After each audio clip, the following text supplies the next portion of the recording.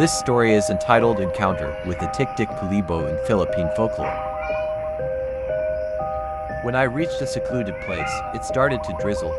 I was approaching a tule improvised bridge when I noticed a shadow of a human being leaning against a wire post.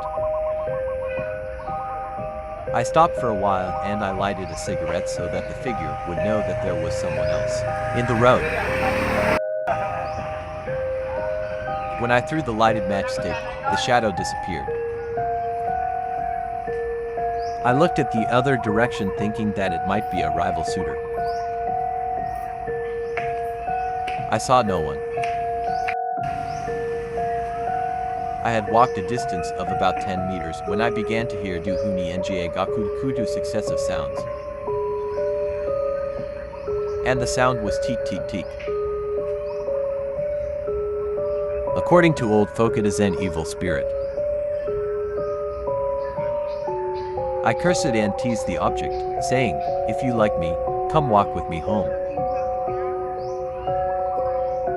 It was not a windy night, for there was only a drizzle, but after a while a very strong wind suddenly seized me, and I felt being strangled. I realized that I was grappling with an invisible creature whose attire resembling a barang, a native clothing material, of very coarse fiber similar to that worn by old women. I tried to grab the invisible creature's head, but its long tresses were slippery, and when we wrestled, its legs twisted around my waist. I suspected that it was a female wearing a sarja long skirt. I just could not visualize its face.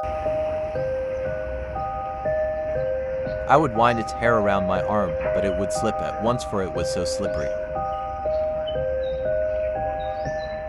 It continued to sound teek teek teek teek teek as we grappled with each other. Someone was pulling my legs until my shoes were taken off. I also succeeded in hurling my enemy upon the ground Agnagoy Pakman, and it would create a loud thud. But again it would cling to me, and it was trying to reach my neck.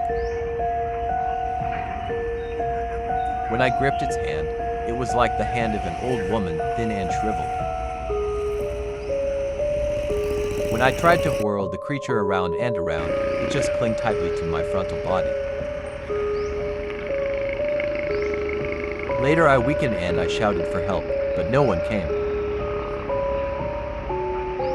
My voice turned hoarse as I shouted, "Tabang, tabang. Help, help," more than a dozen times. Finally, I lost consciousness, but by a stroke of luck, a man from Nalooke, a barrio of Kalibo transporting pod nipa hatches, in his Carusa cart passed by. Decoy and I actually knew each other, but that night he did not recognize me at once. We live on the same street in Kalibo. According to Decoy, when he came to help me, he also heard the sound teek teek teek teek teek, so he drew out his bolo and shouted for help. End of story. MOTIFS G210.0 One witch invisible, witch with very long hair. Wrinkled witch in the form of an old woman, which has extraordinary bodily strength, which makes teek teek teek sound. Hence witches are called tik-tik. Fighting and wrestling with witch. Claire Azari Manalo, Kalibo Supernaturalism PP 9596. Narrated by Queru Benabello. Encounter with a tik-tik. All rights reserved. Thanks for watching.